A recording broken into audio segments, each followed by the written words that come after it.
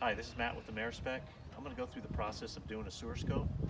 Many of you are wondering how we store our equipment and what equipment we have. So back here, I keep a special rigid duffel bag that has all my gear for like the monitor, the gloves, the tools. Everything is in here we pretty much need. And I keep my locator in here, which I only get out once in a while if we run into a problem.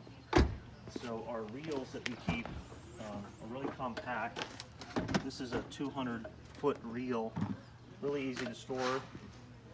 You can see how quickly you can grab your gear and head up to the house.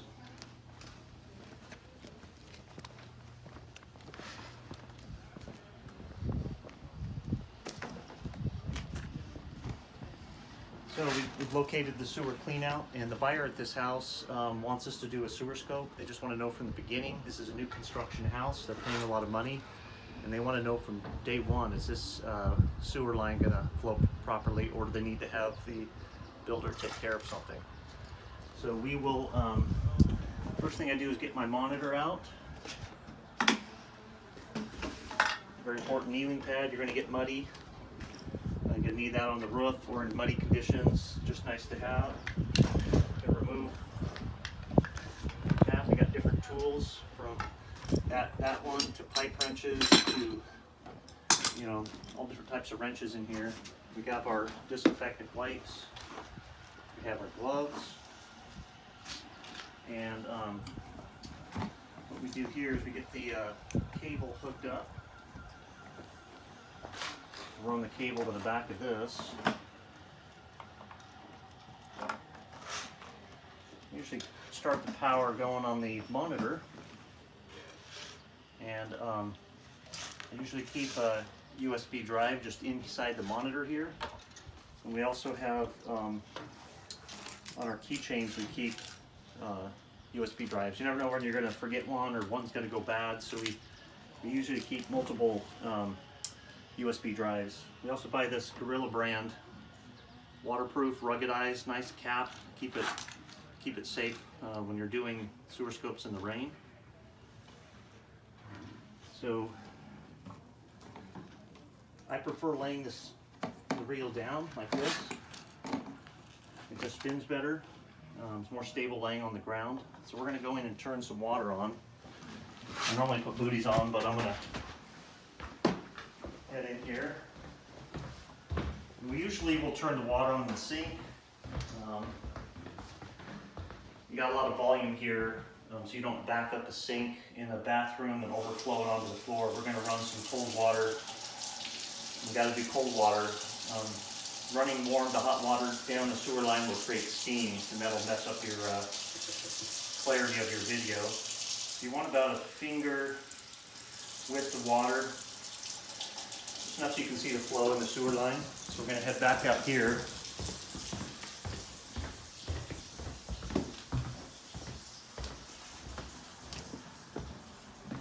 Going to get our gloves on.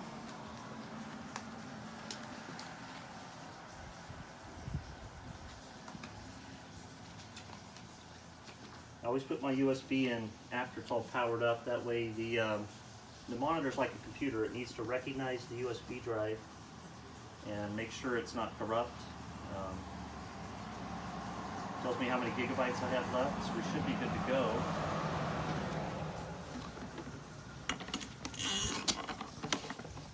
I usually get out get a wipe ready so you don't have to touch your wipes here when your hands are dirty. I'll kind of wipe the camera head off, make sure it's ready to go and clean. And this is kind of where I start the video. Let's see. Usually I have my order here, but I usually start out the video by saying, I'm going to go ahead and start the video. 7304 Dot. So we are at 7304 Dot Street in Corvallis. We are doing a sewer scope. We have found a clean out riser at the front of the house. It's 3-inch ABS down inside here. I have some water running in the kitchen. I'm going to get this show started here. So we got the camera down. We're going to set the lineal feet to 0 to make sure from this point forward we know how far we are heading out to the street. My camera has a tilt sensor on it.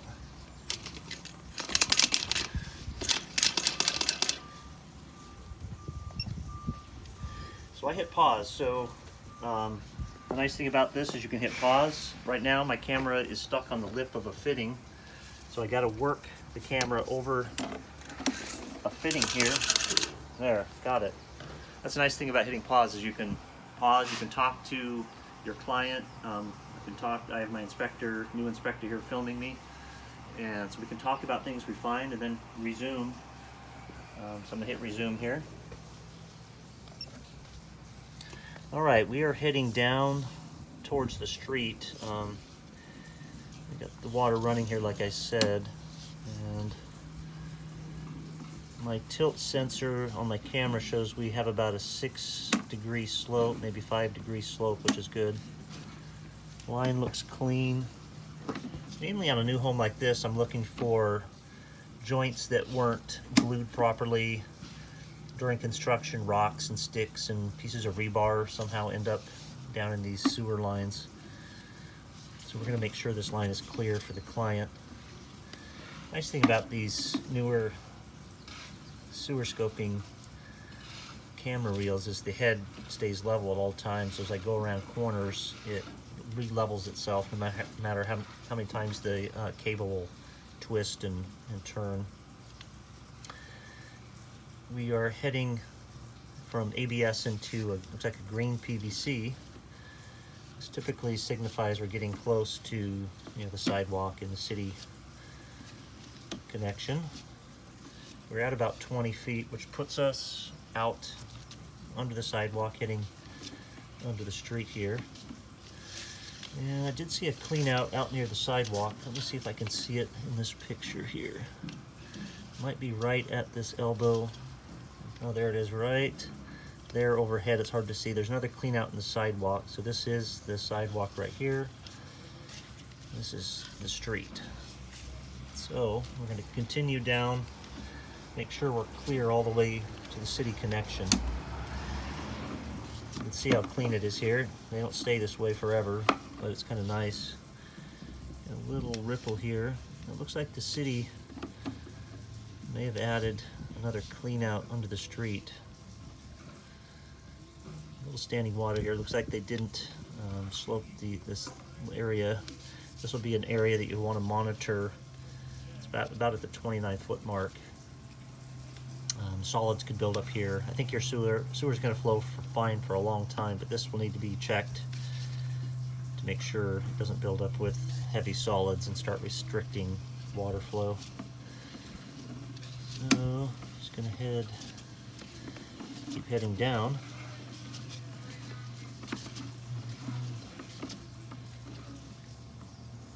Little drop down here.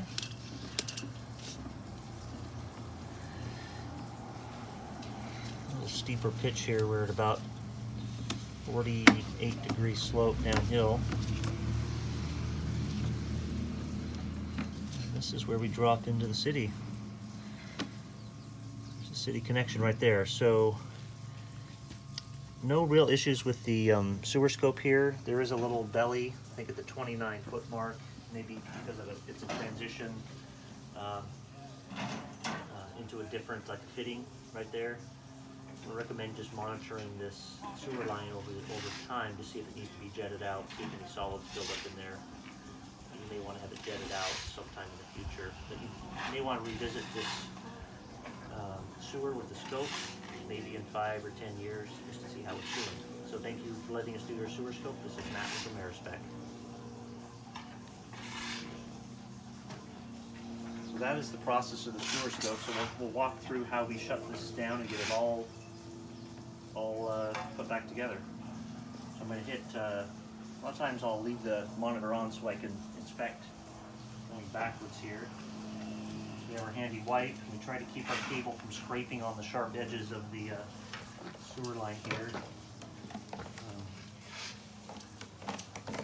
Luckily, we only have to go about 50 feet here. Kind of watch the video, at least the monitor, as you go.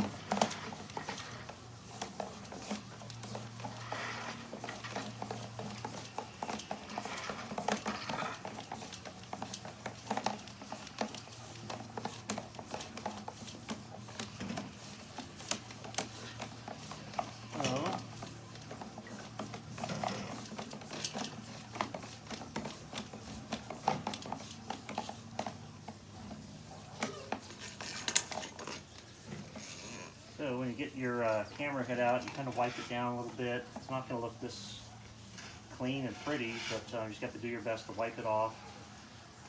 And then we have a spray that we use. We use a spray.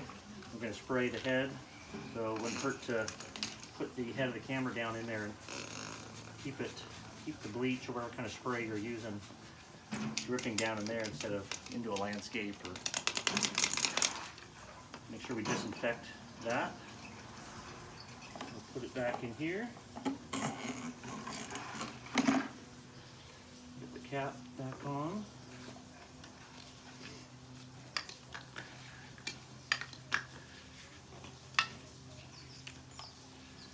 Make sure this tracer wire stays here.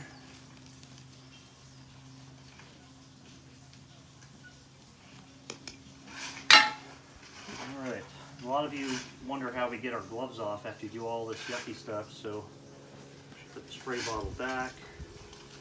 You take your wipe, you grab your glove without touching yourself. It goes there, you ball it up, take the other one. It's all inside. Good to go. Since it's all clean on the inside of the glove, I stuff it in here, put the wipes back, turn the power off. You always turn the power off, let it power down, and then we'll take out our USB just to make sure we don't corrupt the USB. It's all done. USB drive. The monitor can go back. Actually, one thing you probably want to do is maybe keep your gloves on to get this back, but typically this doesn't get that dirty, the cable doesn't get that dirty, but you may want to keep your gloves on for that process. You definitely want to use a hand sanitizer before you really come back in the house, but we'll put these back and we'll look at how long this really took. So let's put these away.